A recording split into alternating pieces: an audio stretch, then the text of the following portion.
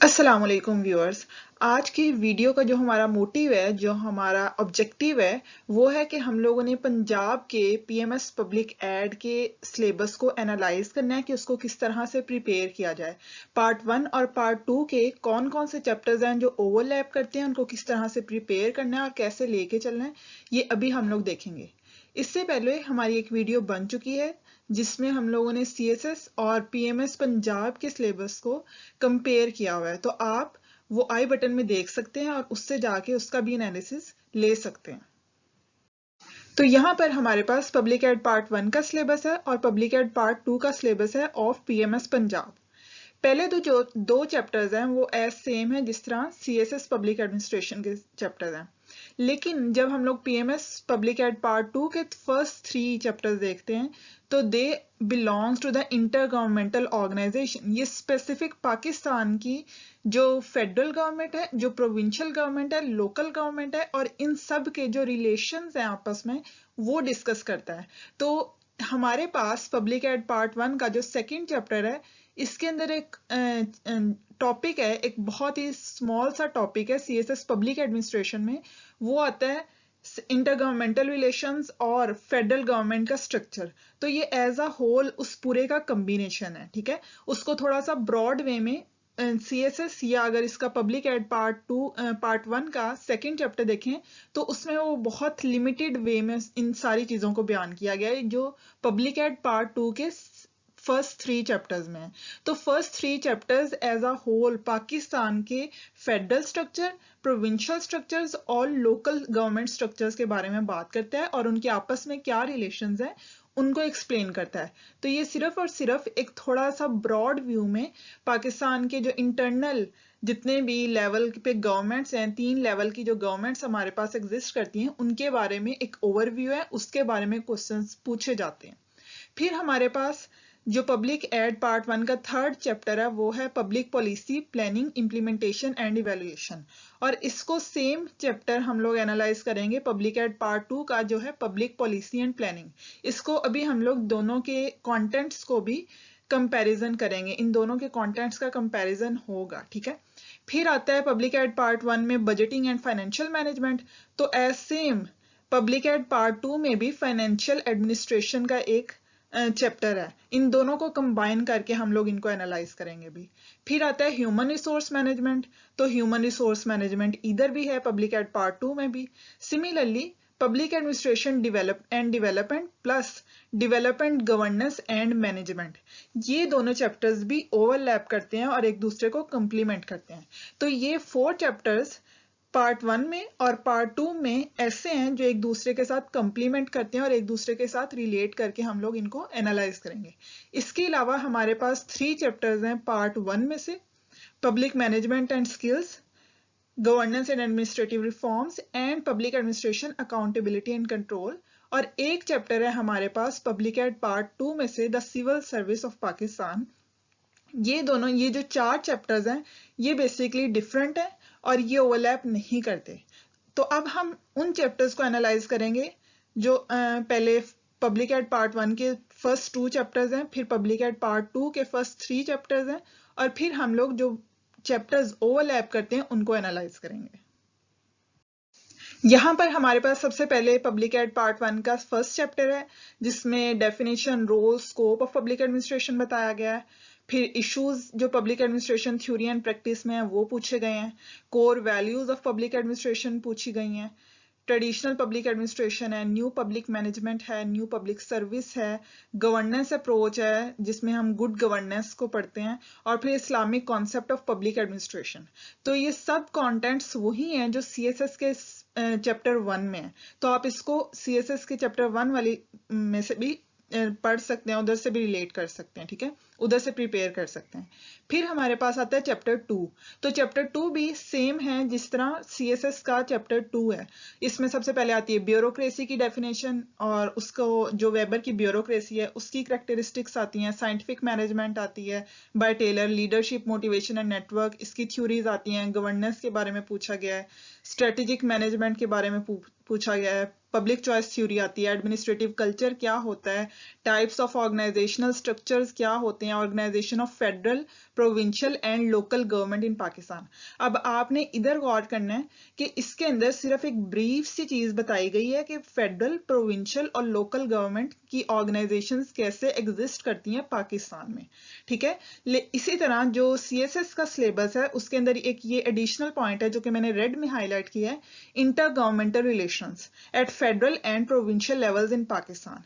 तो ये इस कंटेंट में नहीं है, इस सिलेबस में नहीं है, chapter 2 of public ad PMS, ठीक है। तो ये दोनों चीजें organisation of federal, provincial and local government plus inter governmental relations, ये तीनों जो पॉइंट्स हैं, दोनों पॉइंट्स हैं, इनको मिला के पब्लिक एड पार्ट 2 के फर्स्ट 3 चैप्टर्स बनाए गए हैं। तो एक तरह से उसकी एक्सटेंशन है। अभी हम लोग उन चैप्टर्स का भी एनालिसिस करते हैं।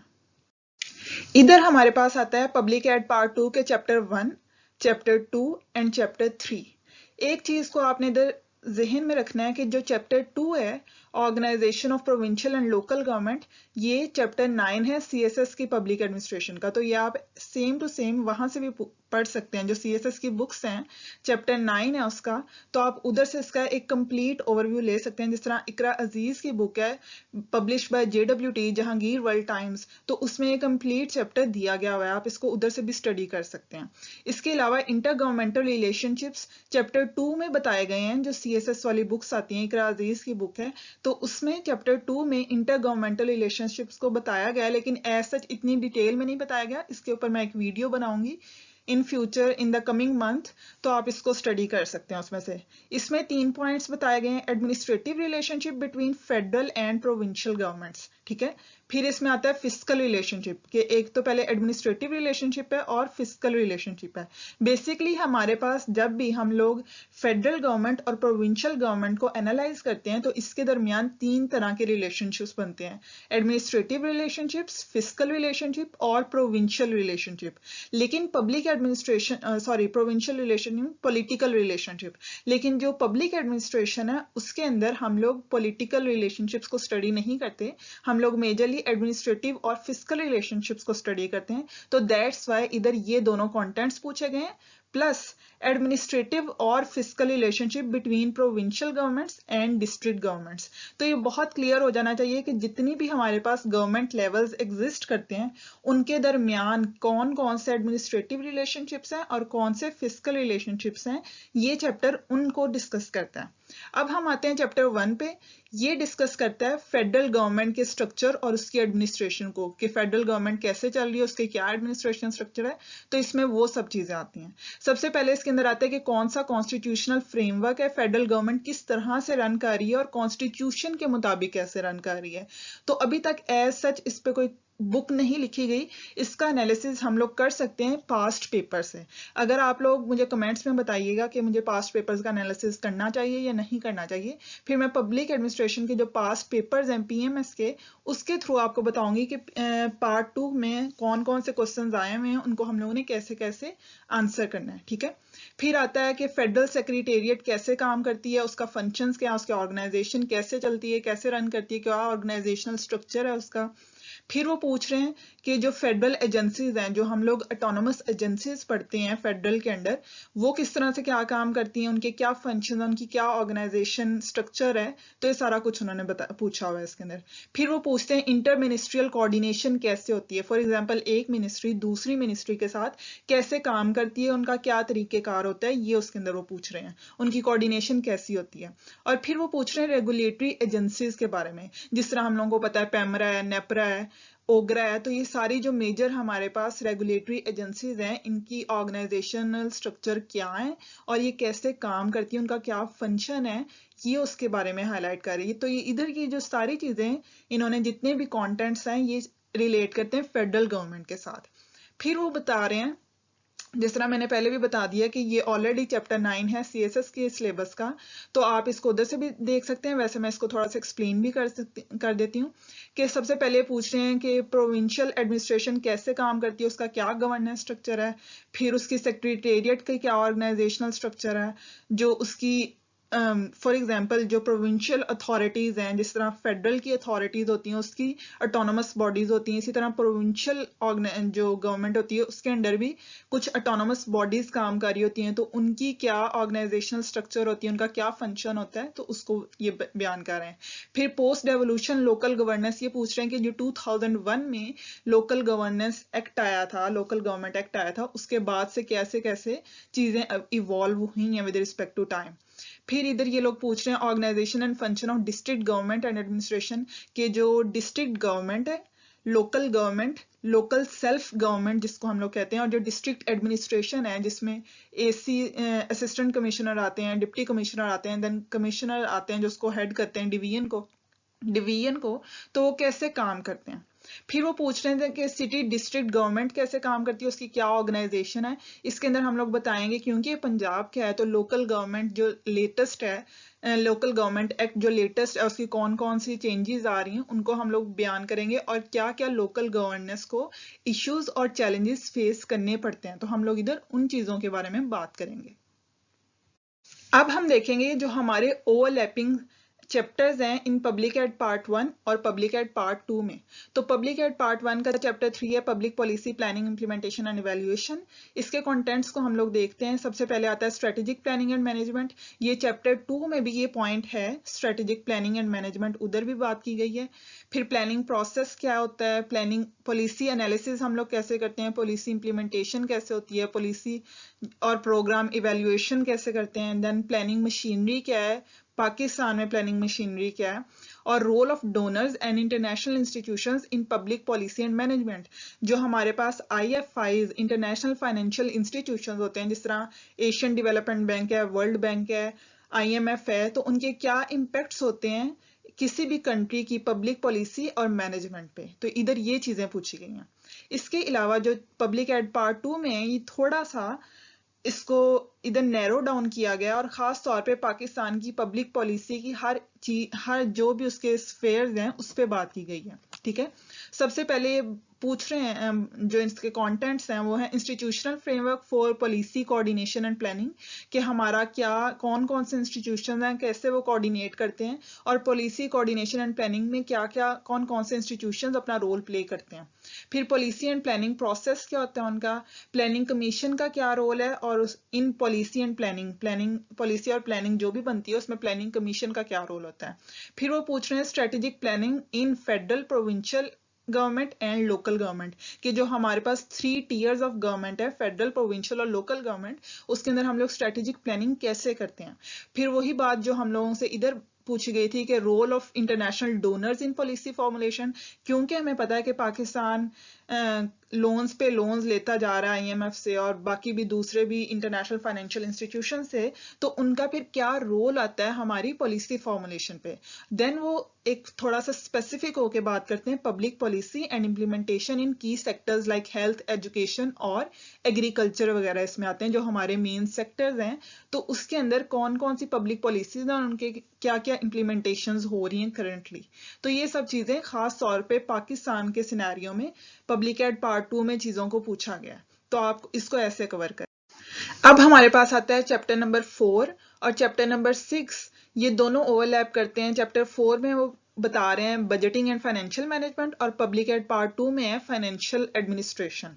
इसके हम लोग कंटेंट्स देखते हैं तो ये एज सेम है जिस तरह से CSS के चैप्टर है बजटिंग एंड फाइनेंशियल मैनेजमेंट। इसमें भी सबसे पहले बजट एज पॉलिसी टूल है, budget as managerial tool, principles of budgeting, auditing and accounting of government, the line item budget, the performance budget, programme budgeting, zero based budgeting and outcome based budgeting. In fact ये जो chapter 4 है public ad part 1 का, इसमें सारी चीजें जो सारे contents हैं वो सारे के सारे बहुत जनरल हैं। इसमें सारे पहले पॉलिसी टूल, मैनेजेरियल टूल, उसके प्रिंसिपल्स और ये बजटिंग की टाइप्स के बारे में पूछा गया। ठीक है, लेकिन जो हम लोग देखते हैं चैप्टर 6 है पार्ट 2 का, वो स्पेसिफिक टू पाकिस्तान है। ठीक है, इधर वो पूछ रहे हैं structure and functions of revenue administration, जो हमारी रेवेन्यू एडमिनिस्ट्रेशन है, हम लोग कैसे पैसे कलेक्ट करते हैं, उनके क्या फंक्शंस हैं। प्लस उनका क्या स्ट्रक्चर है, तो ये सारी चीजें वो पूछ रहे हैं। फिर आता है budgetary process in federal, provincial and local government की, जो हमारे तीनों टीयर्स ऑफ गवर्नमेंट है, federal, provincial and local government, उसके अंदर क्या बजटरी प्रोसेस है। फिर वो पूछ रहे हैं टैक्स एडमिनिस्ट्रेशन हम लोग कैसे कंडक्ट करते हैं। हम इस पे एक दो दफा क्वेश्चंस भी आया हुआ है, टैक्स टू जीडीपी रेशियो पे क्वेश्चन आया हुआ है, तो ये बहुत इंपॉर्टेंट है। फिर वो अकाउंटिंग एंड ऑडिटिंग सिस्टम के बारे में पूछते हैं कि पाकिस्तान का ऑडिटिंग एंड अकाउंटिंग सिस्टम कैसा है, तो इस पे भी हम लोग जल्द से जल्द सारे टॉपिक्स पे वीडियोस बनाएंगे। Issues and challenges of fiscal decentralisation, ये बहुत इंपॉर्टेंट टॉपिक है फिस्कल डिसेंट्रलाइजेशन का, इसके ऊपर क्वेश्चंस आते हैं रिपीटेडली। अब ये इतना इंपॉर्टेंट क्यों है, हम लोग देखते हैं कि 18th अमेंडमेंट के बाद से फिर हम बहुत सारी चेंजेस आई हमारी मिनिस्ट्रीज में, हमारी प्रोविंशियल और फेडरल गवर्नमेंट की जितनी भी डिवीजन्स मिनिस्ट्रीज थी वो रिड्यूस हुई और प्रोविंसेस के पास ज्यादा आई, लेकिन स्टिल हमारे पास पॉलिटिकली तो डिसेंट्रलाइज हम लोगों ने कर दिया, लेकिन फिस्कल डिसेंट्रलाइजेशन अभी तक हम लोग अच्छी तरह से कैरी आउट नहीं करवा सके। तो उसके कौन कौन से चैलेंजेस हैं और कौन कौन से इश्यूज हैं, तो ये सारी चीजें जो पाकिस्तान से रिलेटेड हैं ये पब्लिक एड पार्ट 2 में पूछी गई हैं। पहला जो हमारे पास पार्ट 1 का चैप्टर है, चैप्टर 4, इसके अंदर सारी जनरल चीजें, और जो चैप्टर 6 है इसके अंदर सारी रिलेटिव चीजें हैं रिलेटिव टू पाकिस्तान। तो आपने इसको ऐसे ही प्रिपेयर करना है। तो अभी तक हम लोगों ने देखा था कि first 2 chapters public ad part 1 के, first 3 chapters of public ad part 2 के, जिसमें सारे वो inter governmental organisation plus provincial government और फेडरल गवर्नमेंट, लोकल गवर्नमेंट के बारे में बताया गया था। फिर हम लोगों ने देखा पब्लिक पॉलिसी एंड प्लानिंग पे, हम लोगों ने देखा फाइनेंशियल जो मैनेजमेंट और बजटरी सिस्टम है उसके बारे में हम लोगों ने चीज़ों को स्टडी किया। अब हम लोग देखते हैं human management of human resources, और चैप्टर 7 है ये भी सेम है, ठीक है। तो अब इधर भी जिस तरह भी हम लोगों ने देखा बजटिंग वाले में, फाइनेंशियल मैनेजमेंट वाले में, तो जो फर्स्ट चैप्टर है पार्ट 1 जो है बेसिकली उसके अंदर सारी थ्योरेटिकल चीजें हैं। उसमें वो पूछ रहा है spoil versus merit system in public employment, personal versus human resource management, close versus open system, function of human resource management and challenges of adopting human resource management in public sector. ये सारी चीजें पाकिस्तान के specific बहुत ज्यादा नहीं है, सिर्फ ये जो लास्ट पॉइंट है challenges of adopting human resource management in public sector, ये आप पाकिस्तान से कंपैरेटिवली मतलब उसको देख सकते हैं।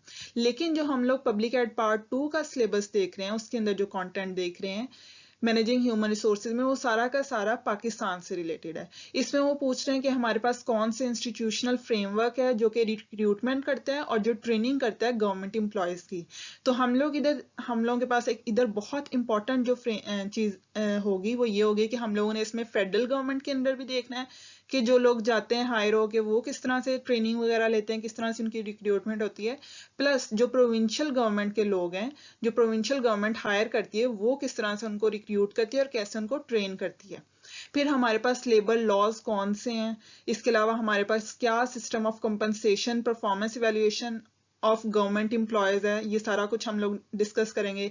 जिस तरह अभी हमारे पास रिसेंटली एनुअल कॉन्फिडेंशियल रिपोर्ट्स जो हैं परफॉर्मेंस इवैल्यूएशन होती थी, उससे एनुअल कॉन्फिडेंशियल रिपोर्ट्स को चेंज करके परफॉर्मेंस इवैल्यूएशन रिपोर्ट्स पे उसको स्विच किया गया है। तो उन चीज़ों को हम लोग स्टडी करेंगे, देखेंगे कौन कौन सी चीज़ें पहले कौन कौन सी चीजें इनइफेक्टिव थी और कैसे हम लोग उसको मजीद अच्छा बनाने की कोशिश कर रहे हैं, क्या हम लोगों की चीजें कंडक्ट हो रही हैं। इसके अलावा हम लोग देखेंगे कि हमारे पास जो ऑटोनोमस बॉडीज हैं पाकिस्तान में जिनको हम लोग कहते हैं पब्लिक इंटरप्राइजेस, तो हम लोग अपनी ह्यूमन रिसोर्स मैनेजमेंट को पब्लिक इंटरप्राइजेस में कैसे लेके चल रहे हैं।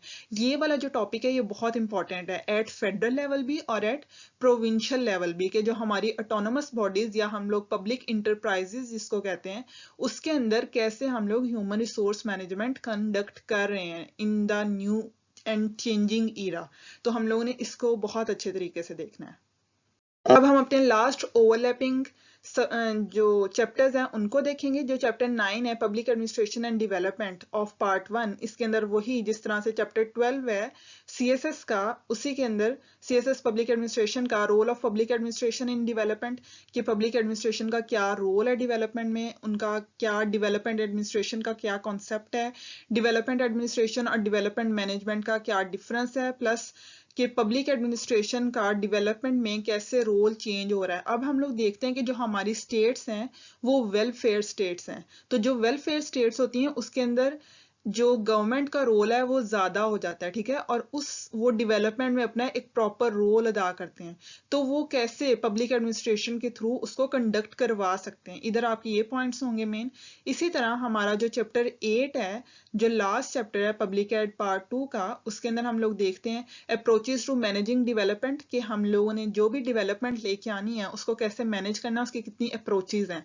फिर history of development and public administration with particular reference to Pakistan, इसके अंदर उसने नैरो कर दिया उसका स्कोप, और नैरो करके वो पाकिस्तान पे ले आया कि पाकिस्तान में अभी तक पब्लिक एडमिनिस्ट्रेशन कैसे डेवलप हुई है और कैसे कैसे उसका मतलब क्या उसका रोल रहा है अभी तक।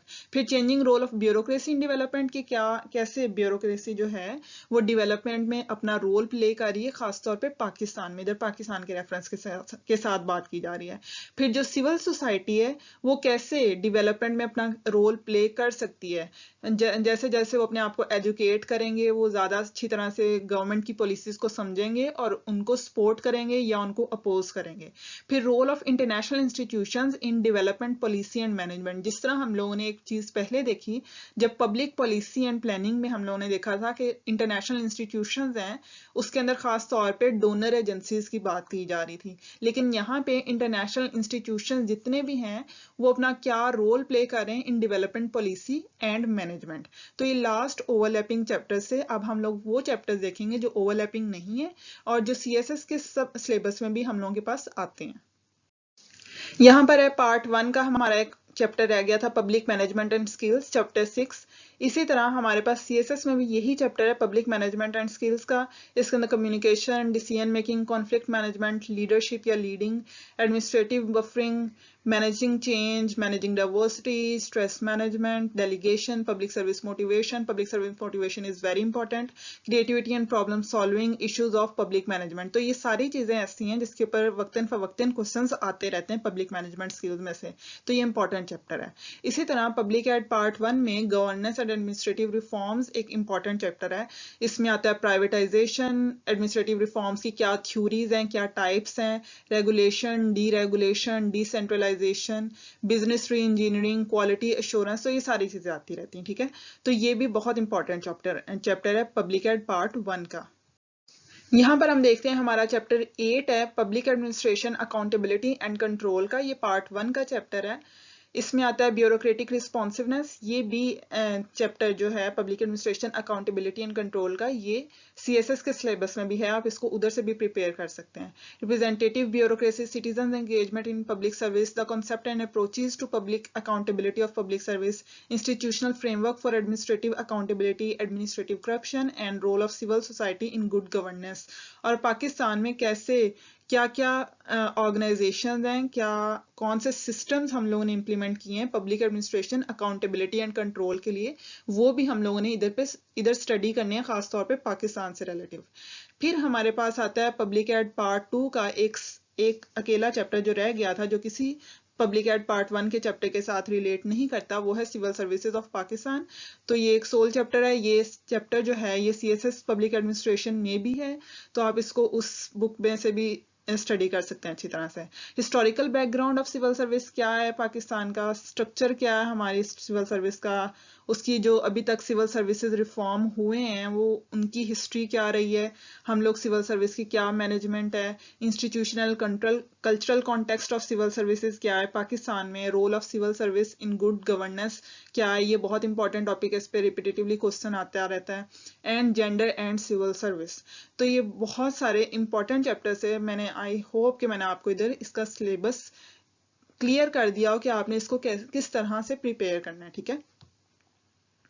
Last but not the least is that कि अगर आप लोग चाहते हैं कि हम लोग पीएमएस पास पेपर जो पब्लिक एडमिनिस्ट्रेशन के हैं पंजाब के, अभी तक जो भी क्वेश्चन पेपर्स आ चुके हैं उनको एनालाइज करें डिपेंडिंग अपॉन द चैप्टर, कौन कौन से जो क्वेश्चन हैं किन किन चैप्टर्स में से आए हैं, अगर आप लोग ये चाहते हैं तो डू कमेंट भी लो ताकि हम लोग उनको एनालाइज करें, उसको आगे लेके चल सकें, ताकि आप लोगों की अंडरस्टैंडिंग ज़्यादा हो, बेहतर हो, अच्छी हो और आप लोग अच्छे तरीके से अपने एग्जाम्स में अपीयर हो सकें। इसके अलावा अगर आप लोगों को ये स्लाइड्स चाहिए तो आप लोग डिस्क्रिप्शन बॉक्स में जाइएगा, उधर हम लोग अपने ब्लॉग का लिंक आप लोगों को शेयर कर देंगे, वहाँ से आप लोग इन सारी स्लाइड्स को देख सकते हैं और अकॉर्डिंगली प्रिपेयर भी कर सकते हैं। सो अगर आप लोगों को ये वीडियो पसंद आई हो तो सब्सक्राइब ज़रूर कीजिएगा और लाइक करना भी वीडियो को ना भूलिएगा। As you can see that 85% of our viewers are not subscribing our channel, so kindly take a moment and subscribe our channel.